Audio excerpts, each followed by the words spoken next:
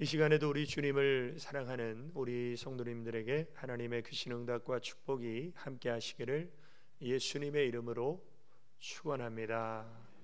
오늘 하나님께서 우리에게 주신 말씀 요한복음 16장 7절에서 11절까지 진리의 성령님이 하시는 일이라는 말씀의 제목입니다. 우리가 지난 주일날 성령님이 어떤 분이신가?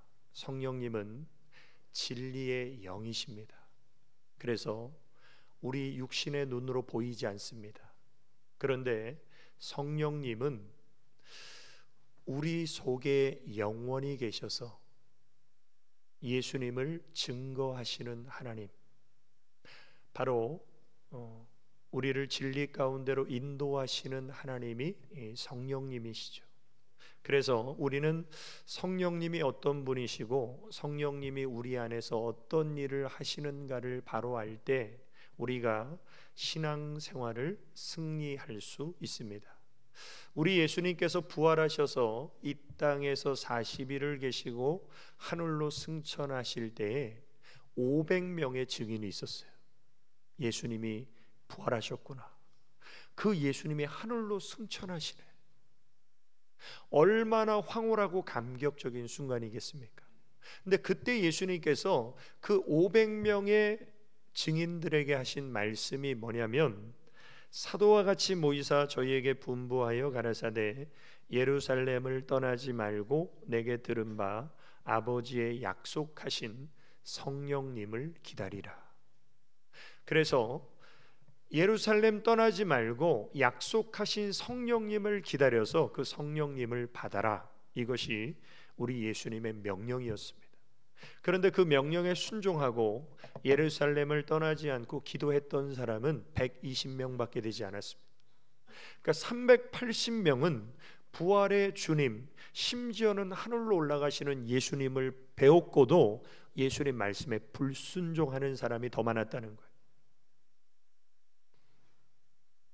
그리고 그 약속하신 성령님을 기다렸던 사람은 성령님을 받게 되고 인생이 완전히 바뀐 삶을 살게 되죠.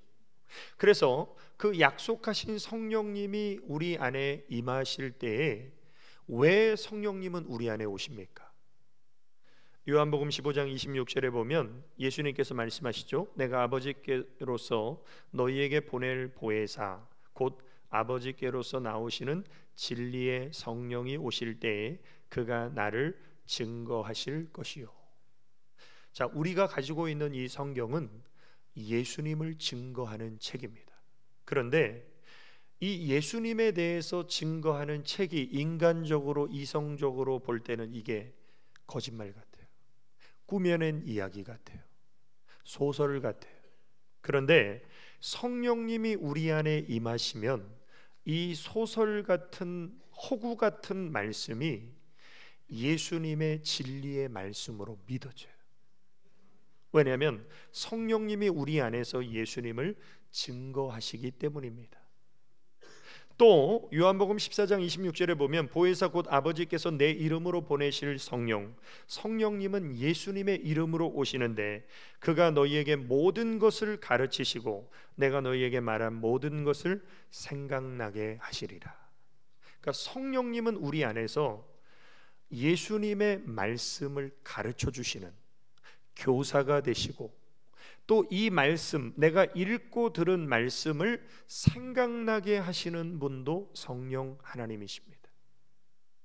그래서 우리는 주일날이면 어김없이 하나님 앞에 나와 예배를 드리죠.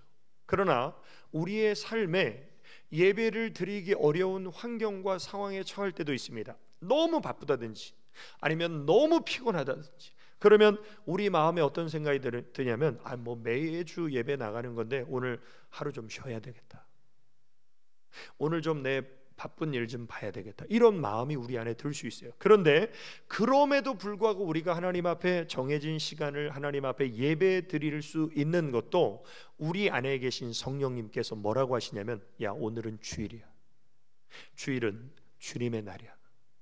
주일은 하나님 앞에 시간을 구분해서 예배드림으로 하나님 앞에 영광 돌리는 거룩한 날이 주일이니까 너는 아무리 바빠도 아무리 피곤해도 하나님 앞에 예배를 드려야 돼. 이 마음을 누가 주세요? 성령 하나님이 우리 안에 주세요. 그래서 신앙생활은 반드시 성령님이 내 안에 계셔야만 믿음으로 승리할 수 있습니다. 그래서 우리 예수님이 제자들에게 뭐라고 말씀하셨냐면, 내가 너희에게 실상을 말하노니 내가 떠나가는 것이, 우리 예수님이 하늘로 올라가는 것이 너희에게 유익이다. 왜? 내가 떠나가지 아니하면 보혜사가 너희에게로 오시지 아니할 것이요, 우리 예수님이 하늘로 올라가시면 내가 그를 너희에게로 보내리니. 그러니까 우리 예수님이 하늘로 올라가신 여러 가지 목적 중에 하나가 뭐냐면 성령 하나님을 우리에게 보내시는 거예요. 그 성령 하나님이 우리 속에 오시는 거예요. 성령 하나님이 우리 속에 오시면 우리의 생각과 우리의 삶의 가치관과 방식과 목적과 의미가 다 바뀌어지는 역사가 일어나요. 자, 그러면 성령님께서 우리 안에 오셔서 어떤 일을 행하시는가, 오늘 본문 말씀을 통해서 한번 우리 마음에 새기고자 합니다. 첫 번째, 진리의 성령님이 오시면 죄에 대하여 깨닫게 됩니다. 자, 많은 사람들은 법을 통해서 죄를 깨닫습니다. 그래서 모든 나라와 공동체에는 법과 규칙이 있어요. 그 법과 규칙을 어기는 것을 우리는 죄라고 합니다. 자, 그래서 로마서 3장 20절에 보면, 그러므로 율법의 행위로 그의 앞에 의롭다 하심을 얻을 육체가 없나니 율법으로는 죄를 깨달음이라. 우리가 이 구약 성경은 율법이 613가지가 나와 있는데 그 중에 살인하지 말라라는 율법이 있죠. 그래서 내가 다른 사람을 죽이면 이거는 죄구나 라고 깨닫는 거예요. 도적질하지 말라라는 계명이 있기 때문에 내가 남의 것을 슬쩍 도적질하면 이게 죄라는 것을 깨닫습니다. 이게 율법의 기능이에요.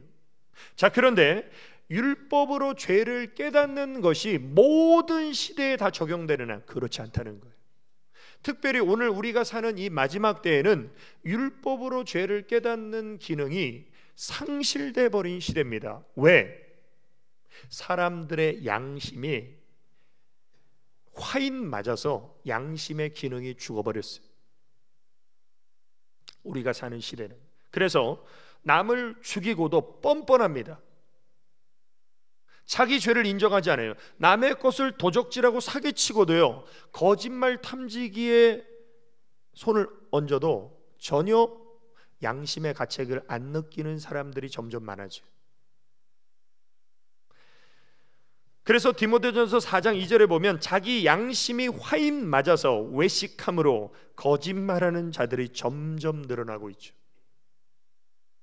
그러니까 율법으로 죄를 깨닫는 그 기능이 상실된 시대에 우리는 살고 있어요.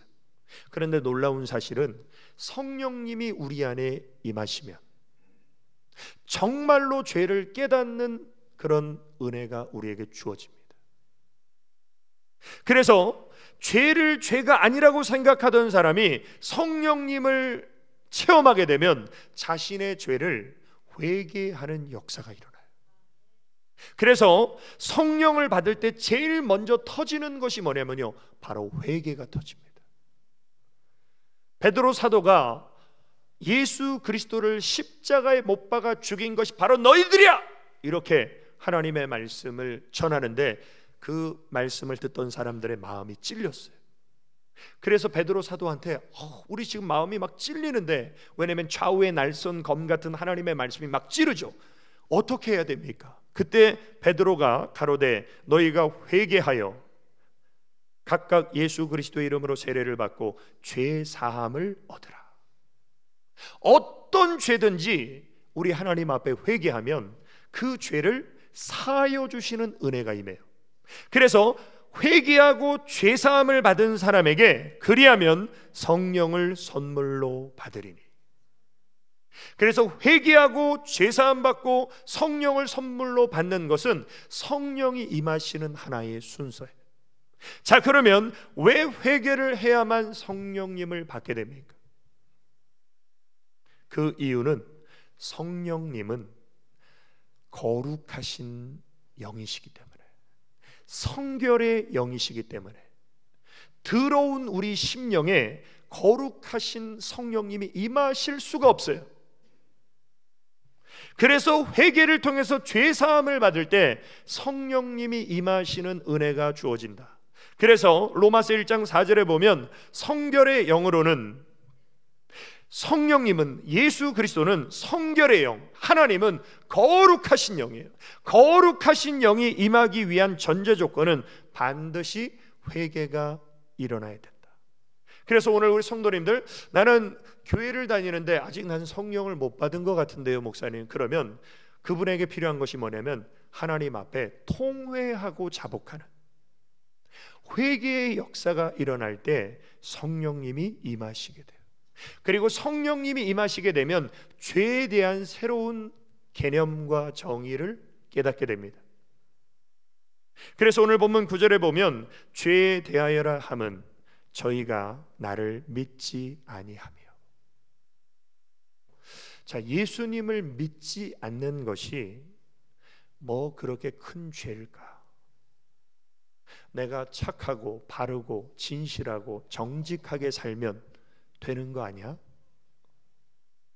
이런 생각을 예수님 안 믿는 분들은 대부분 갖고, 교회 다니는 분들 중에도 이런 생각 가진 분들이 있어요.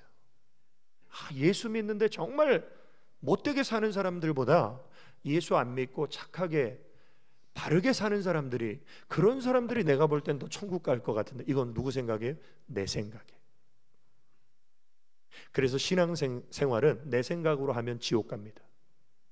내 생각으로 하면 하나님이 그 사람 모른다고 하세요. 신앙생활은 하나님의 관점과 하나님의 생각으로 해야 되는데, 하나님이 보실 때 구원받지 못하는 이 세상에서 가장 큰 죄는 예수님을 믿지 않는 죄다.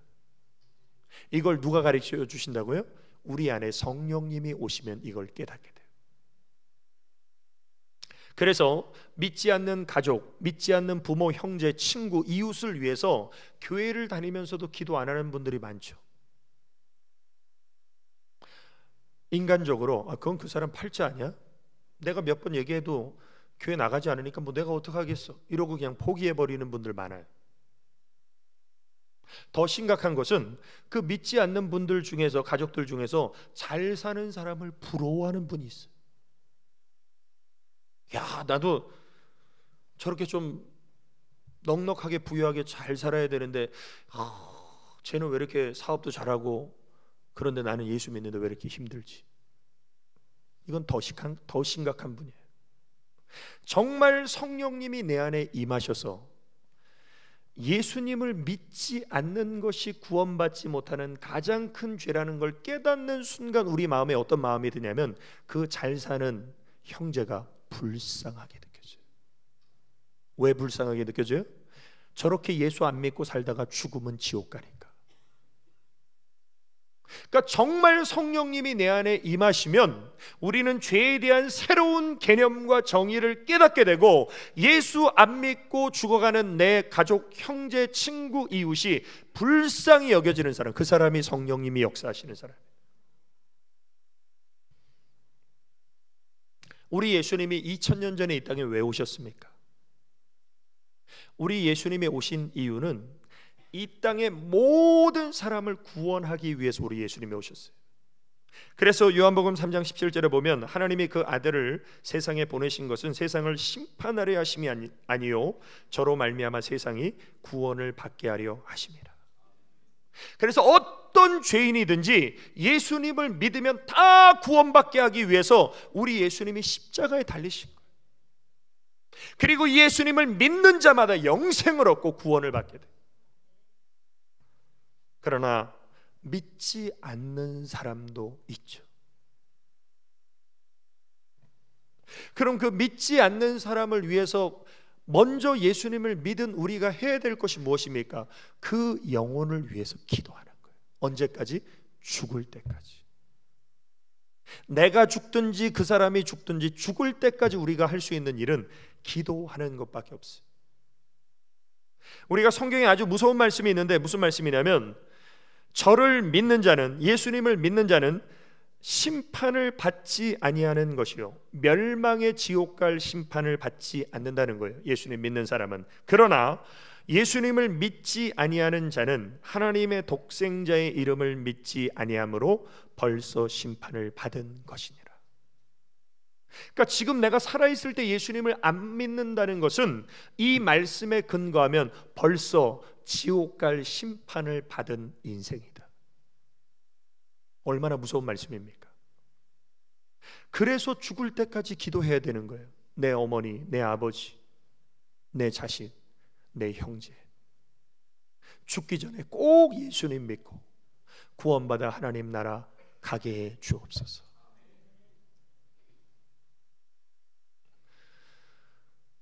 죽어가는 부모님, 그 부모님을 향한 그 얼마나 안타까운 마음이 있겠습니까? 믿는 분들은.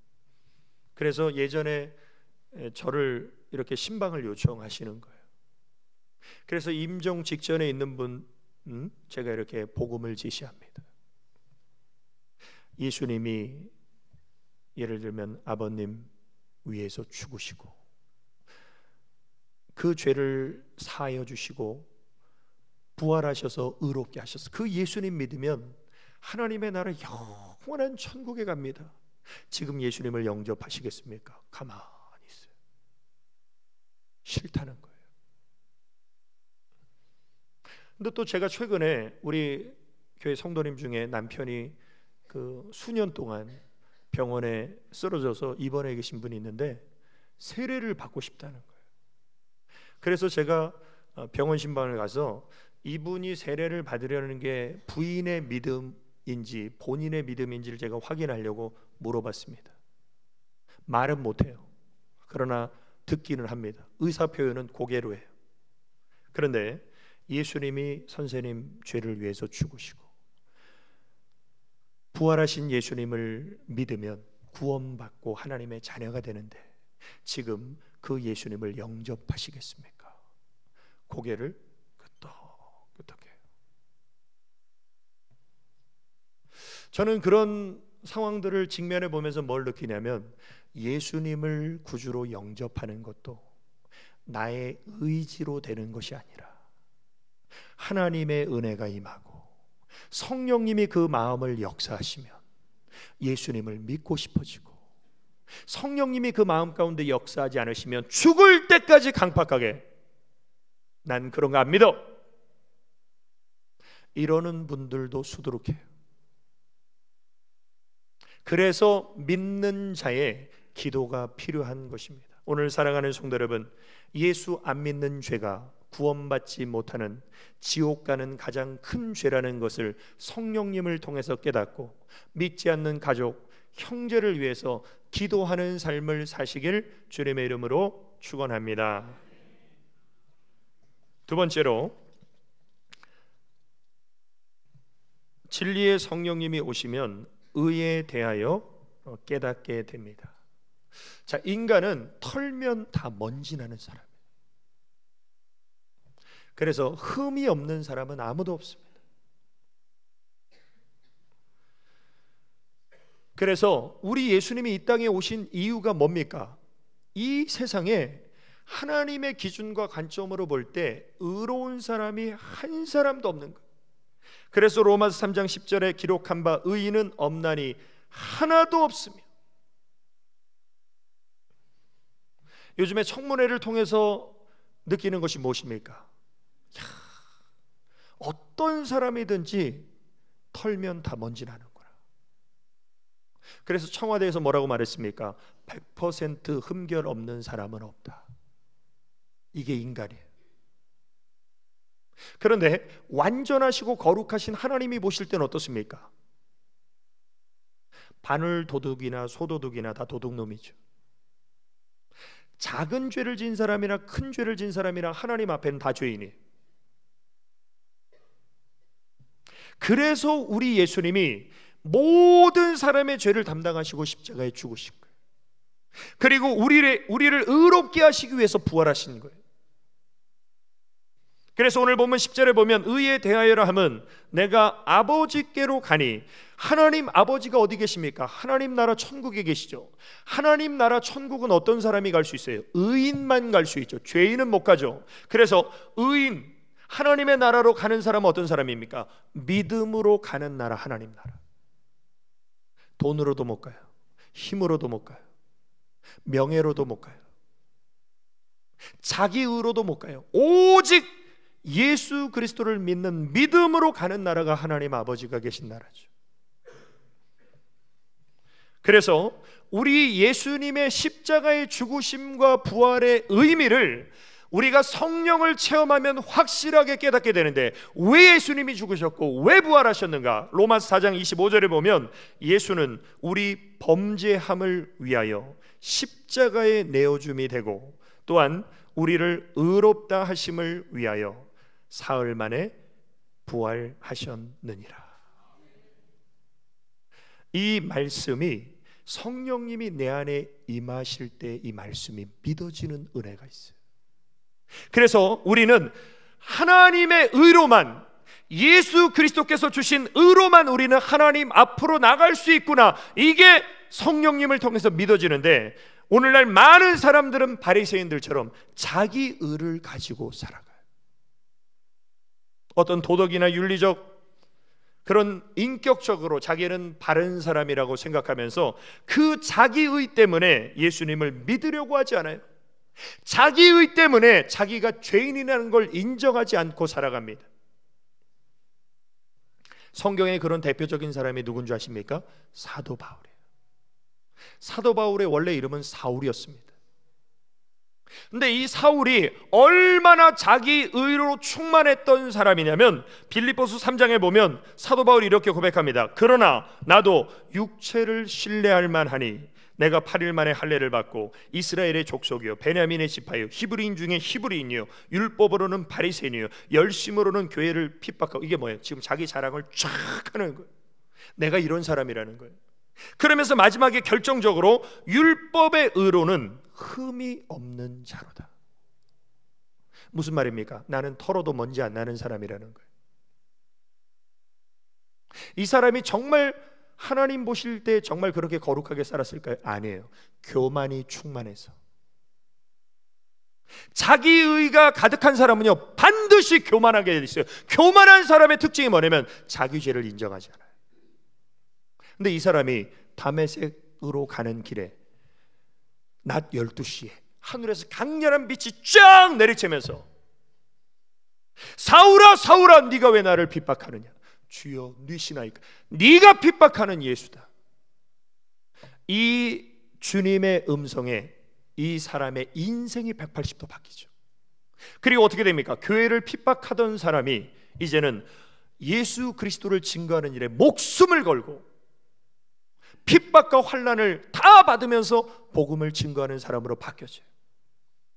그리고 나서 이 사람이 한 고백을 우리가 주목해서 봐야 됩니다. 뭐라고 고백하냐면 미쁘다, 신실하다라는 말이에요. 모든 사람이 받을 만한 이 말이요. 이 말은 자기만 아니라 이 세상 모든 사람이 받아야 된다. 무슨 말입니까? 그리스도 예수께서 죄인을 구원하시려고 세상에 임하셨다. 전에는, 성령 받기 전에는 예수 믿는 사람들 다 잡아다 오게 가뒀는데 성령 받고 나니까 예수님이 죄인을 위해서 이 세상에 오셨다. 그 다음 굉장히 중요한 말이죠. 죄인 중에 내가 괴순이라. 어떻게 사람이 이렇게 바뀔 수 있죠? 내가 율법의 의로 흠이 없는 사람이야, 이렇게 자기 의로 충만하던 사람이 성령 받고 나니까 내가 죄인 중에 최고로 못된 놈입니다. 이건 사람이 할 수 없는 거예요. 마찬가지로 우리 안에 성령님이 임하시면 교만한 사람이 겸손하게 되고 자기 의로 충만해서 살던 사람이 예수 그리스도의 의를 인정하면서 자기의 죄를 인정하는 삶으로 바뀌어진다는 거예요. 더 나아가서 사도 바울이 뭐라고 고백합니까? 내가 그리스도와 함께 십자가에 못 박혔나니 그런즉 이제는 내가 산 것이 아니에요. 성령을 받지 않은 분들은 야, 예수님이 2000년 전에 십자가에 죽은 거랑 나랑 무슨 상관이야? 그 예수를 믿으라고 너나 믿어라. 돈만 많이 벌면 그만이지. 이게 바로 성령 받지 않은 사람들이 예수님의 복음에 대한 태도입니다. 그런데 성령을 받게 되면 예수님께서 2000년 전에 십자가에 죽으신 그 죽음이 예수님만의 죽음이 아니라 내 죽음이다. 내가 주님과 함께 십자가에 죽었다. 그리고 내 안에는 예수 그리스도께서 살아계신다. 이제 내가 육체 가운데 사는 것은 나를 사랑하사 나를 위하여 자기 몸을 버리신 하나님의 아들을 믿는 믿음 안에서 사는 것이라. 이게 바로 성령을 받은 사람의 고백이에요. 오늘 사랑하는 성도 여러분, 내 안에 모든 죄를 다 십자가의 보혈로 씻어버리고 성령님이 내 안에 주인 되셔서 하나님의 아들 예수 그리스도를 믿는 믿음 안에서 사시기를 주님의 이름으로 축원합니다. 세 번째로, 진리의 성령님이 오시면 심판에 대하여 깨닫게 됩니다. 이 땅의 대부분의 사람들은 죽으면 모든 것이 끝난다라고 생각해요. 그러나 죽으면 끝나는 것이 아니라 죽음 뒤에는 하나님의 심판이 있어요. 또 세상 사람들은 흔히 이렇게 말합니다. 야, 뭐 까짓거 한 번 죽지 두 번 죽어? 이렇게 쉽게 말하는데 성경을 보면 예수님 믿지 않고 죽으면 두 번 죽어요. 우리의 육체가 호흡이 멈춰지는 것이 첫 번째 죽음입니다. 두 번째 죽음은 예수 안 믿고 죽은 사람들이 다시 살아나서 하나님의 심판대 앞에서 넌 지옥이다, 그래서 지옥 불못에 던져지는 것을 요한계시록에 보면 둘째 사망이에요. 그러니까 예수 안 믿고 죽으면 두 번 죽게 돼요.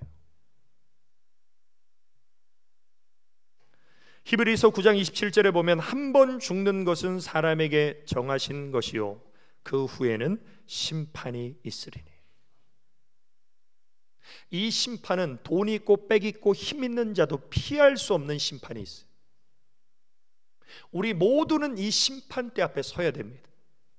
그리고 이 심판대 앞에서 영원한 삶의 종착지가 결정돼요. 천국이냐 지옥이냐. 그런데 이미 심판을 받은 존재가 있습니다. 누굽니까? 마귀예요. 예수 안 믿는 분도 살아있는 동안은 예수님 믿을 기회가 있어요, 이 땅의 모든 사람들은. 그러나 마귀는 이미 심판을 받았어요. 언제? 우리 예수님이 십자가에서 달리실 때. 그래서 요한복음 12장 31절에 보면 이제 이 세상의 심판이 이르렀으니 이 세상 임금 누굽니까? 마귀가 쫓겨나리라. 언제? 우리 예수님이 십자가에서 들리시며. 그러니까 예수님이 십자가에 달리신 것은 이 땅의 모든 죄인들을 구원하시기 위함인 동시에 원수 마귀를 멸하고 심판하시기 위해서 우리 예수님이 십자가에 죽으시고 부활하신 거예요. 이걸 보다 구체적으로 히브리서 2장 14절에 보면 자녀들은 혈육에 함께 속하였음에 그도 또한 한 모양으로 혈육에 함께 속하심은 사망으로 말미암아 사망의 세력을 잡은 자 곧 마귀를 없이 하시며. 사망의 세력을 가지고 죽기를 무서워하면, 왜? 죽으면 끝난다고 생각하는 모든 사람들을 종 삼아서 그들을 죄짓게 만들었던 마귀를 없이 하시기 위해서 우리 예수님이 십자가에 죽으셨다는 거예요. 이게 바로 심판이라는 거예요. 그래서 마귀는 이미 심판을 받았습니다. 그리고 지옥의 형벌을 기다리고 있어요. 그래서 지옥에 혼자 안 가려고 우는 사자같이 이 땅에서 많은 사람들을 미혹해서 같이 지옥 갈 동무 찾는 거예요.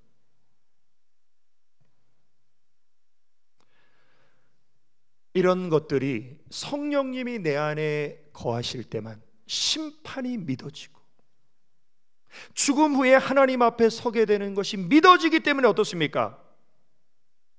세월을 아끼고 하나님의 뜻을 쫓아 사는 인생이 된다는 거예요. 하나님의 뜻이 무엇입니까? 에베소 5장 18절에 보면 술 취하지 말라 이는 방탕한 것이니 오직 성령의 충만을 받으라.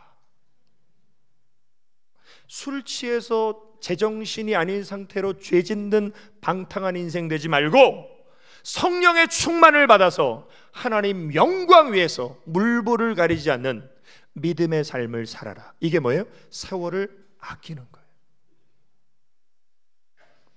그래서 우리가 성령을 받지 않은 분은 성령을 반드시 받아야 되고, 성령을 받은 분은 어떻게 해야 됩니까? 성령 충만함으로 살아야 되죠. 그러면 성령 충만하게 살려면 어떻게 해야 됩니까?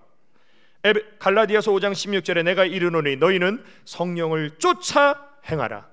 우리는 성령님을 쫓아 행하는 거예요. 그래야 육체의 욕심대로 살지 않는다는 거예요. 오늘 대표 기도하신 장로님처럼 내 뜻대로 살지 않고 하나님 뜻대로 살기를 원해. 그게 마음대로 돼요? 성령님이 내 안에서 역사하시지 않으면 우리는 다 내 뜻대로 살아요. 그러나 성령님이 내 안에서 역사하실 때 내 뜻을 내려놓고 하나님 뜻대로 살게 되죠. 바로 그 사람이 성령 충만한 사람이에요. 결론입니다. 진리의 성령님이 오시면 권능을 받고 예수님의 증인으로 살게 됩니다. 왜 예수님께서 약속하신 성령님을 기다리라고 말씀하셨는가? 그 이유는 사도행전 1장 8절에 보면 오직 성령님이 너희에게 임하시면 너희가 권능을 받고 예루살렘과 온 유대와 사마리아와 땅끝까지 이르러 내 증인이 되리라. 나 증인 돼야지 한다고 되는 게 아니에요. 내 증인이 되리라. 수동태예요. 성령님이 내 안에 임하셔서 권능을 받고 역사하실 때 나도 모르게 주님의 증인으로 살아가는 거예요. 그리고 그 성령님은 우리 안에서 어떻게 하십니까? 우리를 멸망의 넓은 문으로 가게 하지 않으시고 진리의 좁은 문으로 가게끔 우리를 인도하시죠. 그래서 요한복음 16장 13절에 그러하나 진리의 성령이 오시면 그가 너희를 모든 진리 가운데로 인도하시리니. 성령님이 내 안에서 힘들고 어렵지만 진리의 좁은 문으로 우리를 들어가게 하시는 분이 성령 하나님이세요. 그래서 우리는 성령님을 우리 안에 모시고 성령님이 깨닫게 해주시는 것들을 믿음으로 순종하며 나아갈 때 하나님은 우리를 하나님의 나라 영원한 저천국으로 인도하십니다. 오늘 우리 모든 성도님들, 정말 나는 성령 받은 사람인가? 내가 성령 받았다면 나는 성령 충만한 사람인가? 하나님의 말씀을 통해서 우리의 영적 상태를 점검하시고 믿음의 주요 온전케 하시는 우리 주님 바라보면서 성령을 쫓아 행함으로 성령 충만한 그리스도인 다 되시기를 예수님의 이름으로 축원합니다. 아버지 하나님, 크신 은혜와 사랑을 감사드립니다. 눈에 보이지 않지만 진리의 성령님 우리 안에 계신지 스스로 점검케 하시사 성령 받지 못한 분들 있다면 회개의 역사를 통해 죄사함 받고 성령님을 선물로 받는 은혜가 있게 하여 주옵소서. 성령을 받으신 우리 성도님들은 성령 받은 것에 안주하는 것이 아니라 성령님을 쫓아 행하게 하여 주시사 성령 충만함으로 세월을 아끼는 하나님 앞에 칭찬받는 삶을 살게 하여 주옵소서. 예수님의 이름으로 기도 올리옵나이다. 아멘.